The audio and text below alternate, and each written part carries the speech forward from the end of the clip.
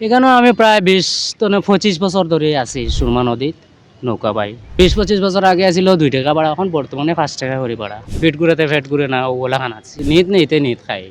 এখন মাঝি হতে কেউ চায় না, এটা মানুষের মনের মধ্যে বুধ ফেরত। এখানেও আমি প্রায় ২৫ বছর ধরে আছি সুরমা নদীত নৌকা বাই। ও আমার নৌকা দিয়েও জীবন জীবিকা মোটামুটি কোনো রকম চলে। আর কোনো আমার আর্থিক কোনো সহযোগিতা বা আর্থিক কোনো ব্যবসা নাই, ওটাই আমার পেশা। এটা দিয়ে কোনো রকম সংসার মনে হরকা মানুষে কয় না ফেট ঘুরাতে ফিট ঘুরে না, ফিট ঘুরাতে ফেট ঘুরে না, ওগুলা খান আছে। আমার বলতেও বর্তমান নৌকা আছে, আর কিছু না। আর বাড়ির মাঝে একটা ঘর আছে, সুযোগ সুবিধা পাইছি না বা আর্থিক অবস্থা ভালো না করে অন্যদিকে যাইতাম পারছি না। কারণ পেটের দিকে এখন পেট কুলাইতে হইলে তো যেটা সামান্য রুজিও হোক, প্রতিদিন তো ডাইল ভাত খাইতে হইব বা বাচ্চান ধরে খাওয়াইতে হইব, ওই হিসাবে অন্যদিকে গেলে তো টেকার প্রয়োজন। টেকা না করে আর যাইতাম পারছি না।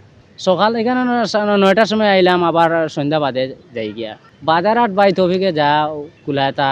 যেদিন মনে হরকা ডাইল নিলে চাউল নিলাম, ও আর কি নিত্য প্রয়োজনীয় জিনিস, অত বেশি তো আর নেওয়া যায় না। নিত নিতে নিত খাই। দর্শকদের উদ্দেশ্য বললাম, যারা যেখান থেকে দেখবা দোয়া করবা আমার লাগে, আল্লাহ যেন আমার ভালো রাখে।